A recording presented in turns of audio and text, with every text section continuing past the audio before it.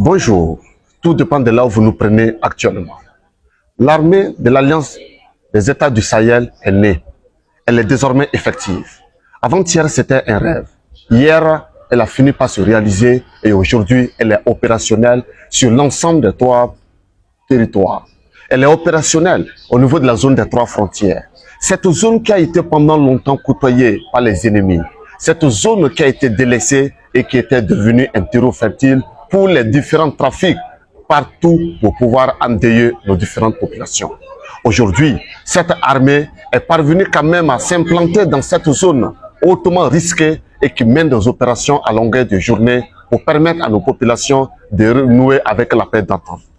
Avant-hier, c'était peut-être une idéologie, comme nous le disions tantôt. Aujourd'hui, nous sommes parvenus à faire du quota de matériel pour pouvoir opérationnaliser cette force conjointe. Aujourd'hui, nous sommes parvenus à rendre possible une conjugaison des différents renseignements pour pouvoir dissuader et anéantir l'ensemble des grandes figures des différents groupes terroristes qui sévissaient dans la zone des 3 frontières. Aujourd'hui, nous sommes quand même parvenus à rendre possible ce rêve que même l'Union africaine n'a jamais réussi. Nous sommes parvenus à rendre possible ce rêve que la CEDEAO n'a jamais réussi parce que la seule force de la CEDEAO, c'est d'agresser ses États membres. Aujourd'hui, les enfants n'iront plus compter uniquement sur les États européens pour pouvoir se sécuriser. Ils savent que désormais, il y a une force qui existe. Ils savent que désormais, des jeunes ont accepté de rejoindre ce groupe pour pouvoir défendre leurs intérêts. La naissance de cette armée et son opérationnalisation est un message fort que nous envoyons à l'ensemble de tous les investisseurs du monde entier et qui souhaitent effectivement venir investir au niveau de l'AES. L'AES est une zone où on peut investir sans risque parce que désormais, cette armée a pour mission de protéger tous ceux qui circulent sur l'ensemble des États de l'AES. Et il est extrêmement important de dire que l'OTAN, de la même manière que l'OTAN s'est illustré par la défense des intérêts des États occidentaux, l'AES également a mis en place cette armée pour défendre nos intérêts. Nous sommes quand même parvenus à renforcer cette force avec un minimum ou un nombre introductif de 5000 hommes. Dans quelques mois, dans quelques années, nous allons passer peut-être à plus de 100 000.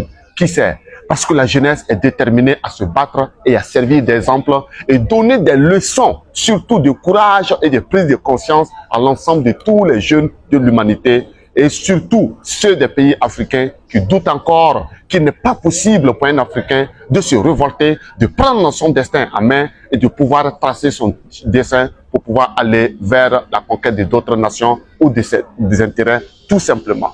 Nous tenons tout simplement à dire que nous avons intérêt à soutenir cette initiative parce qu'elle ne doit jamais échouer. Il n'y a pas 2 options, il n'y a qu'une seule option, la victoire. Notre victoire s'illustre tout simplement par les différentes victoires que nous avons enregistrées au niveau des théâtres d'opération. Cette victoire s'illustre tout simplement par la mobilisation générale et surtout le soutien de la majorité écrasante des membres qui habitent dans cette confédération. Si je dis le soutien de 100%, c'est oublier le rôle nuisif ou tout simplement la mission toxique des apatrides qui vivent dans cette zone. Nous espérons que dans les jours à venir, cette guerre sera tout simplement un passé douloureux.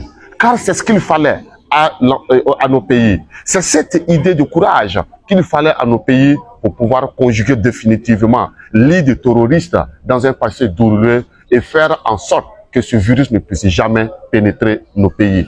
Ensemble, c'est possible, mais il faudrait tout simplement que nous nous armions de courage, d'efficacité, de résilience, mais surtout comprendre qu'il ne peut jamais y avoir une nation forte sans une douleur à un moment donné. Et cette douleur, c'est la naissance tout simplement d'une nation radieuse que nous sommes en train d'accomplir. Ensemble, c'est possible.